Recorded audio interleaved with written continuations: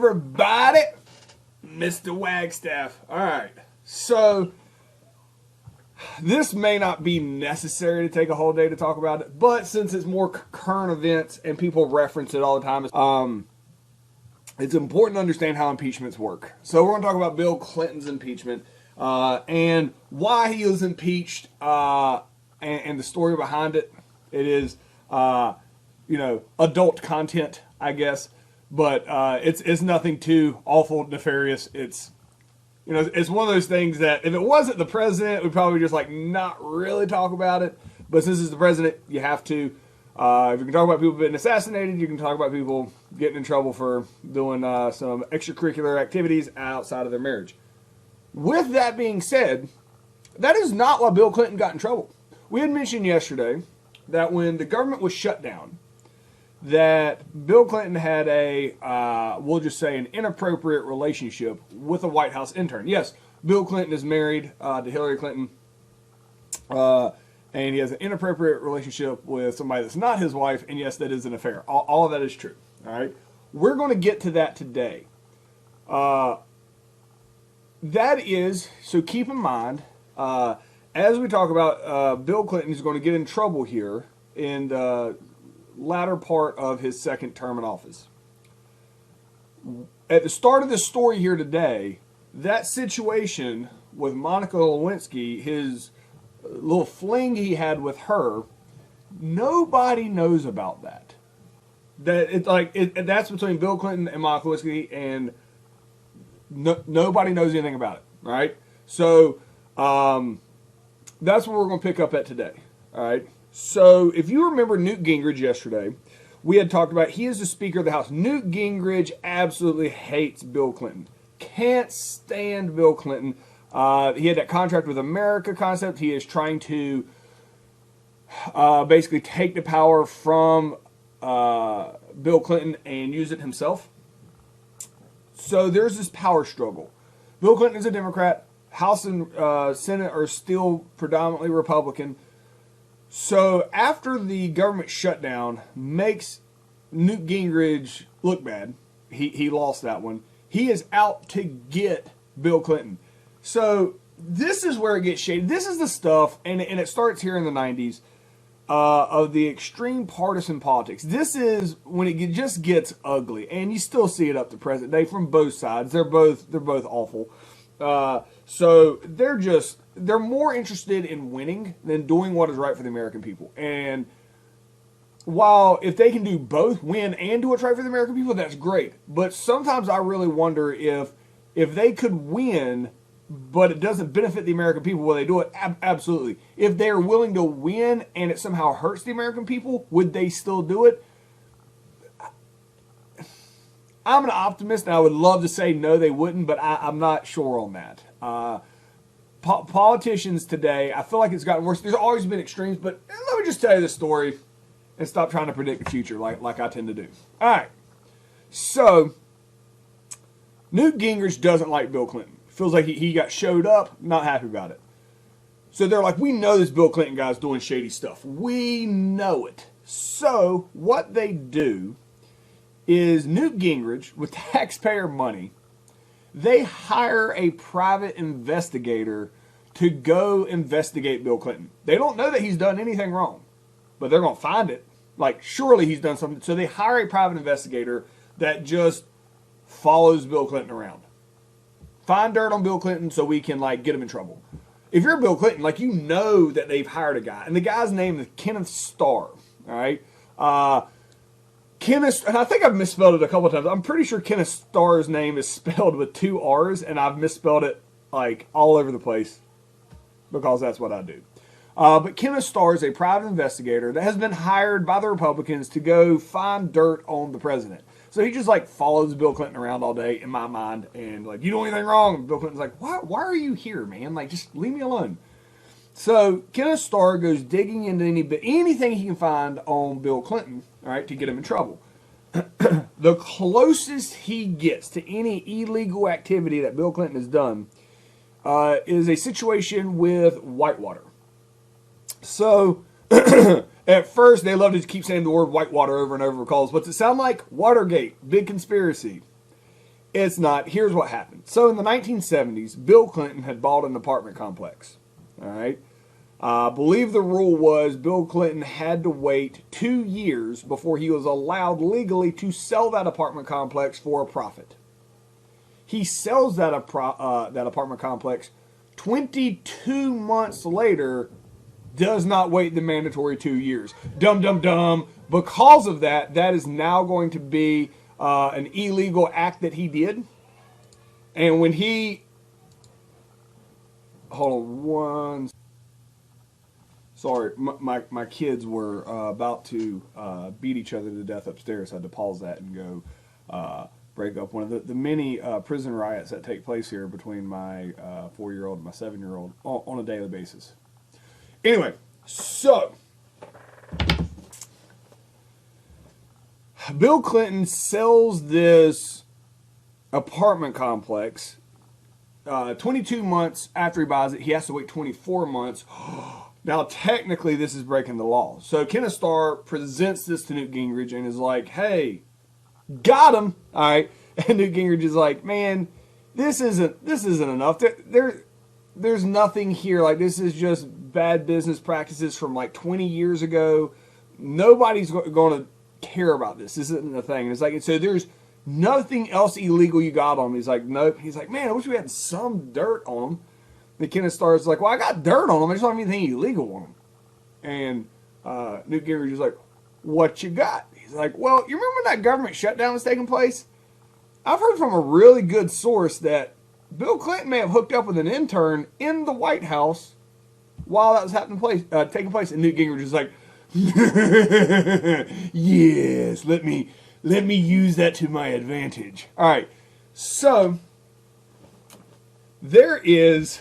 And in class, it's always better in class because I feel like I teach, especially the males in the class, a very valuable lesson here.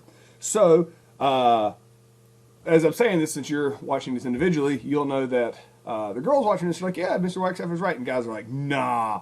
But this is true. If there were girls in here to validate what I'm getting ready to tell you, this is true. So, guys, and again, I'm used to saying this in class when I have a whole audience, that... understand that if you're dating a girl, all right, any of the stuff that you talk about with you and your girlfriend, all right, that is a top secret. Anything said in confidence, that is a secret between you and your girlfriend and her best friend. That's the thing. Anything that you say to your girlfriend, she tells her best friend.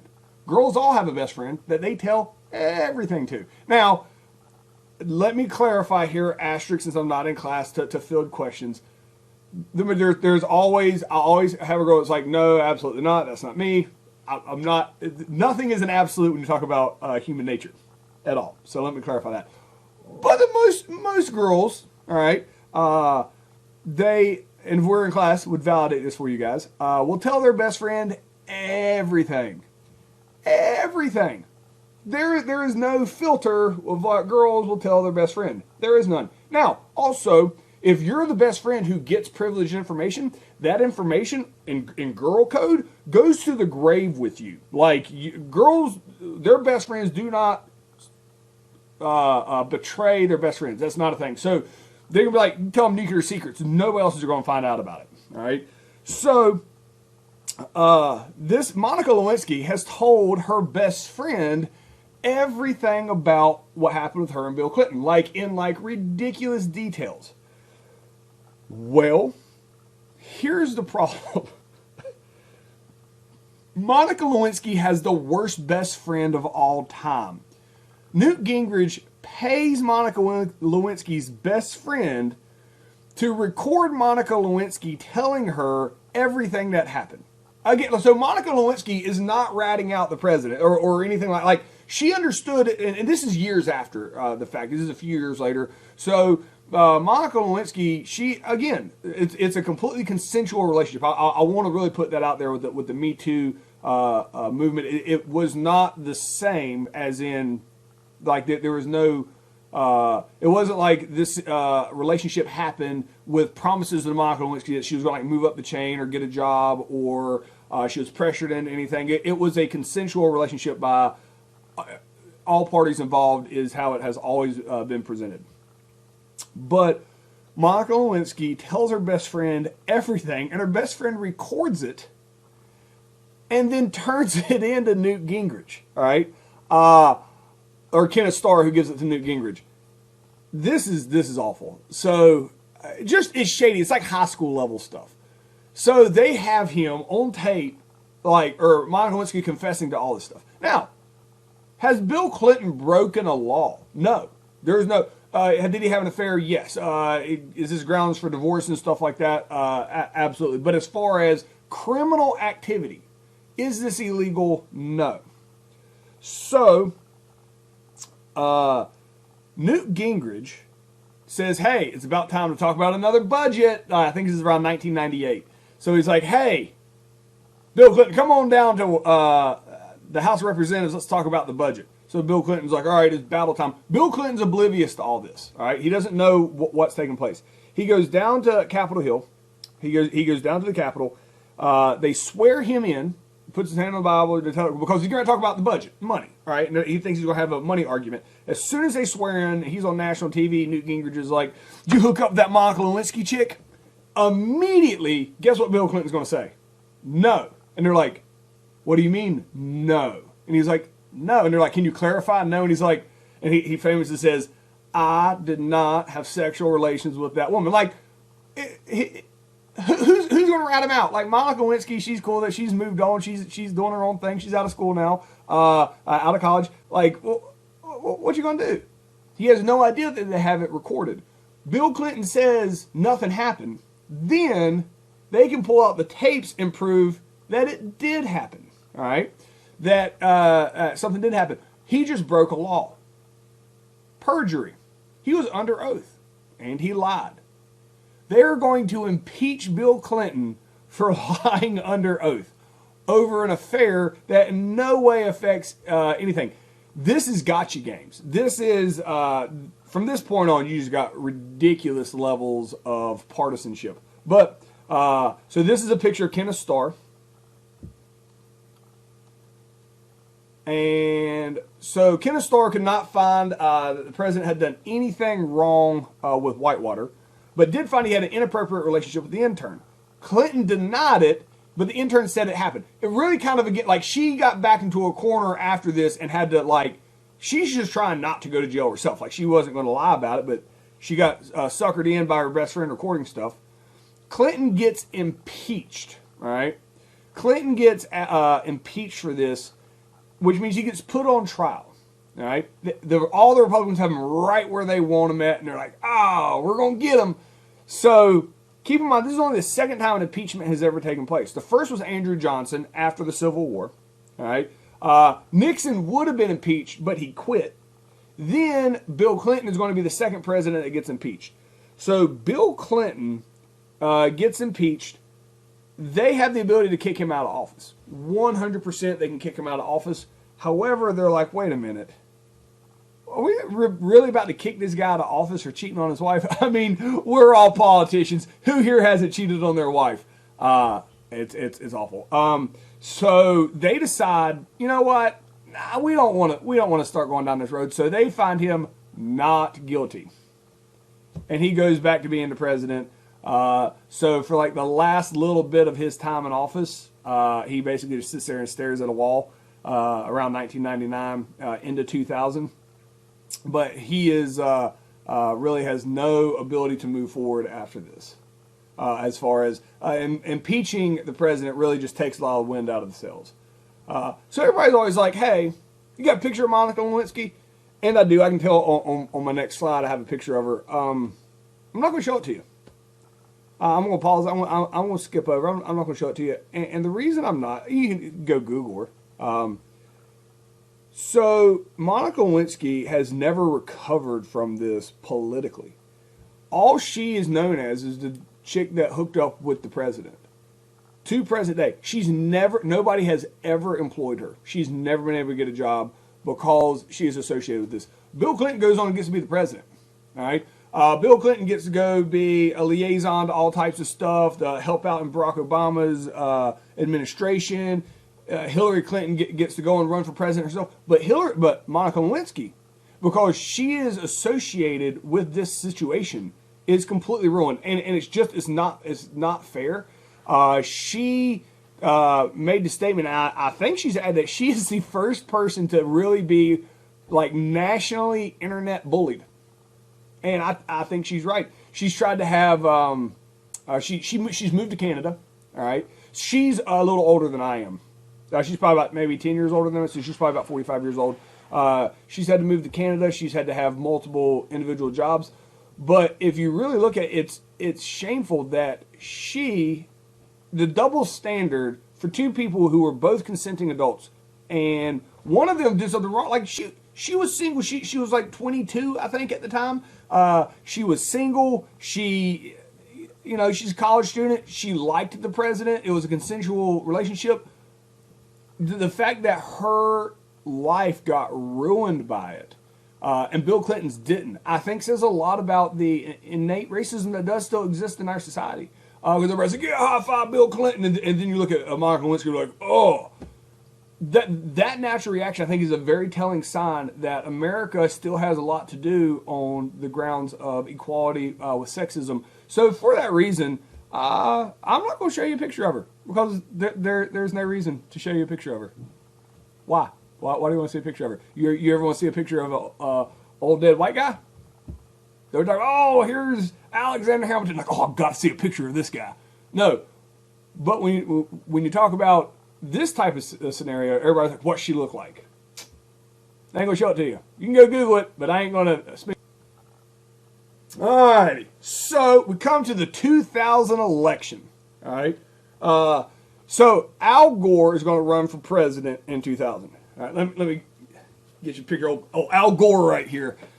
You may, if Al Gore is ringing a bell to you, he is one of the first really big advocates nationally known to talk about global warming. All right.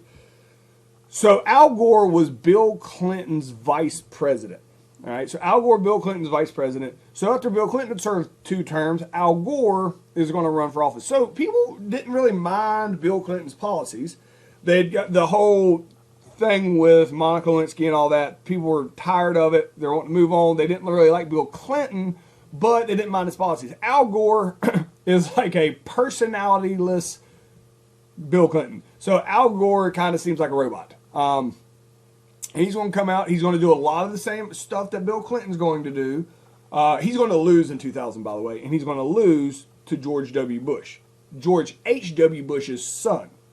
So this is, his dad was the president before Bill Clinton. All right. So Al Gore, he is the vice president under Clinton, and he is going to run for president.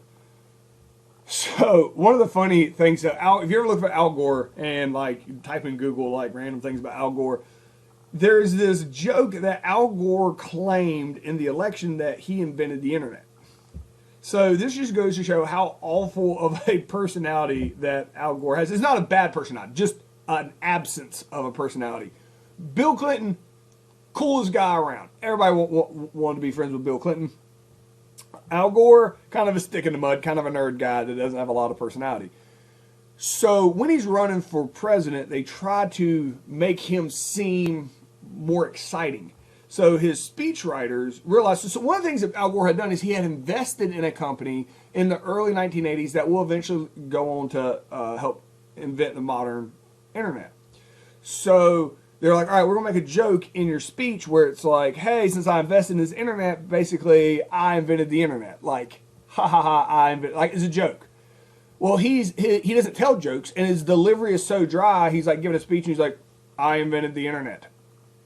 Like, and nobody knows it's a joke. And so after, they're like, did Al Gore just claim to invent the internet? So it ends up being, and he has like clarifies like, that was a joke. Ha ha ha. Again, Al Gore, not an unlikable, or he was just a normal kind of a stick in the mud. Like, nah. And then you had George W. Bush. George W. Bush, when he ran for president in 2000, just seemed kind of dumb. Like, nah, he doesn't speak real well. George W. Bush is extremely intelligent. He has his master's in business from Yale, but he doesn't talk real well. He's like, strategery.